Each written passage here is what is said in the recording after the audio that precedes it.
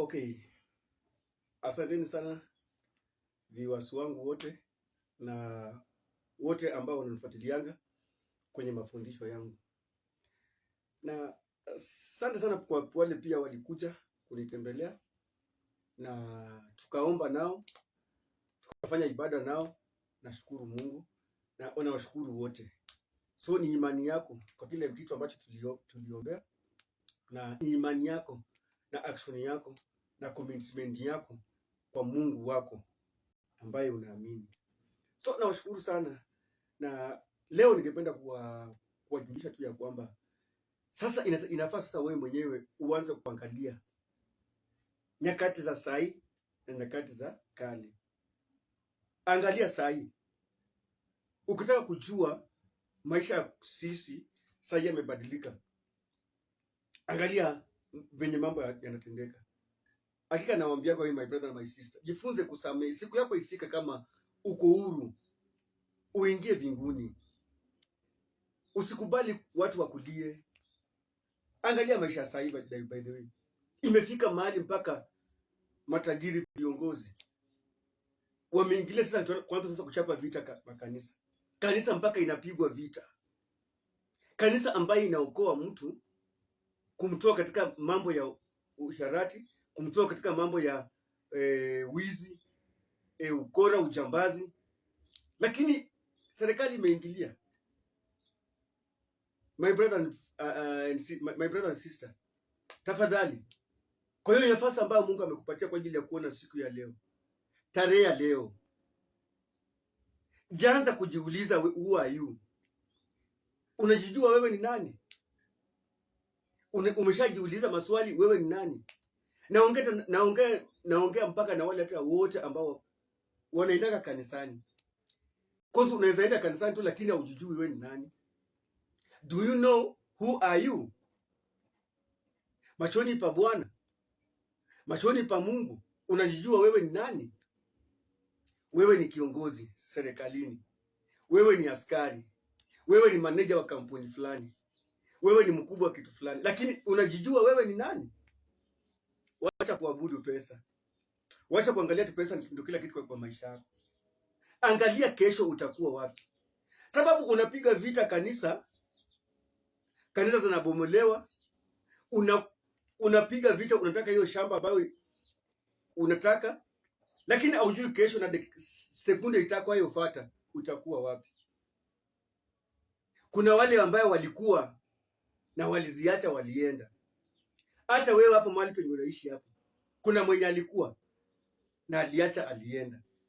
Saa hii, nyakati za saa hii, tunapigania kuwa katika ndani ya Ukristo, kumtumikia Bwana. Lakini wewe unapigania mambo ya hapa duniani.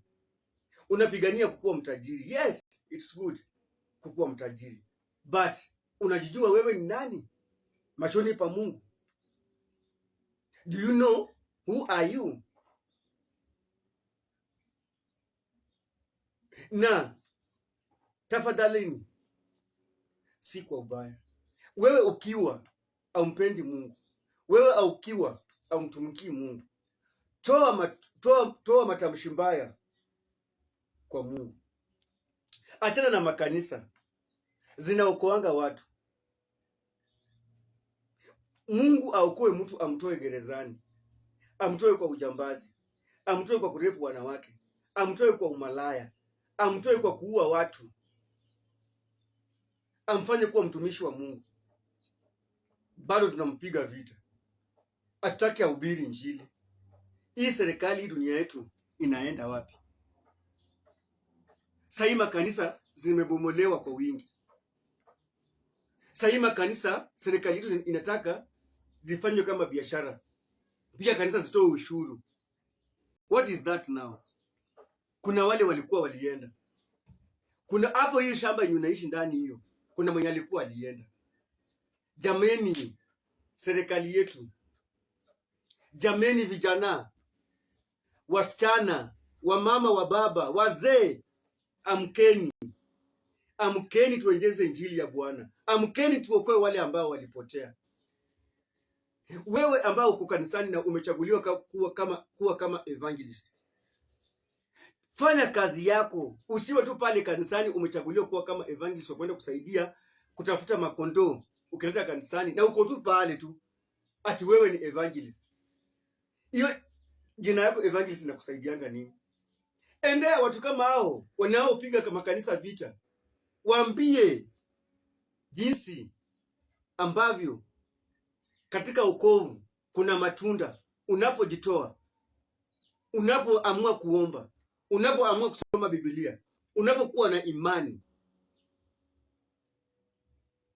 Wajameni, situpige vita. Hata hizi vita ambazo zimekuja, kuna madhi ya vitu zimekuja, zimetokelezea, zinamaliza vijana, zinamaliza wasichana, zinatoka nchi ya Kenya, zinauzwa hapa Kenya. Wamechukua vitu, wamechukua mtu, wametengeneza kitu kama katuni, wanapatia mwanaume kwenda kuweka kwa nyumba kama mke wake. Wamechukua katuni, wametengeneza, wanauzia msichana, anaenda kuweka kwa nyumba kama bwana yake, anafanya masturbation. Serikali, situpinge vitu kama hizo hapa Kenya, zitoke. Situpinge vitu kama hizo, kushiriko kupinga makanisa ambaye inaombeanga hao watu ambao wamepotea, inawaelekeza katika njia inayostahili. Situpinge hizi za pornography kwa media, situpinge vitu kama hizo, hazitusaidii. Viongozi wa Kenya, serikali hapa Kenya, tutalia mpaka lini? Machozi ya wanadamu ni mbaya, machozi ya watumishi wa Mungu ni mbaya. Tafadhali, unajijua wewe ni nani? Do you know who you are in the presence of God? Unajijua wewe ni nani machoni pa Mungu?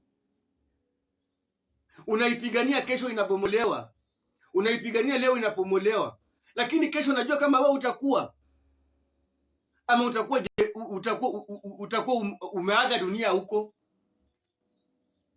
Nimeongea kwa uchungu sana kama mtumishi wa Bwana, nikiwa katika ndani ya Amani TV. Mula chake ana aibu. Anza kujichunguza wewe ni nani machoni pa Mungu. Hata ukiwa umeokoka, uko ndani ya wokovu, but you are trying to do the things na zimekataa, kuna ka weakness mahali. Anza kujichunguza wewe ni nani machoni pa Mungu. Anza kujichunguza wewe ni nani machoni pa Mungu. Naongea mpaka na evangelist. Tokeni, mlichaguliwa na makuhani wengi. Tokeni, tembeeni sehemu tofauti, tafuteni, okoeni wale ambao makondoo zenye zimepotea. Mungu atakuja kukubariki. Mungu hawezi acha utoke nje, utembee na urudi kwa nyumba ukae bila chakula. Mungu atakupigania. Mungu atakutumia msaada. There is a days ago niliwafundisha hapa kwamba usipofanya jambo fulani unataka nani afanye, na wewe ndiye Mungu amekupatia hiyo nafasi ya kulifanya. Usiseme ati nisipoenda kuna mwenye ataenda. No, God needs you to do that thing. Usiangalie ati nisipoenda kanisani kuna mwenye ameenda. Hapana. Nisiposaidia ule mama mkongwe kuna mwenye. Hapana. Nisipotoa sadaka kanisani kuna mwenye. Hapana. Nisiposaidia kujenga kanisa kuna mwenye. Hapana. Nisipoomba kuna mwenye. No, it is you who supposed to pray. It is you who supposed to do that thing.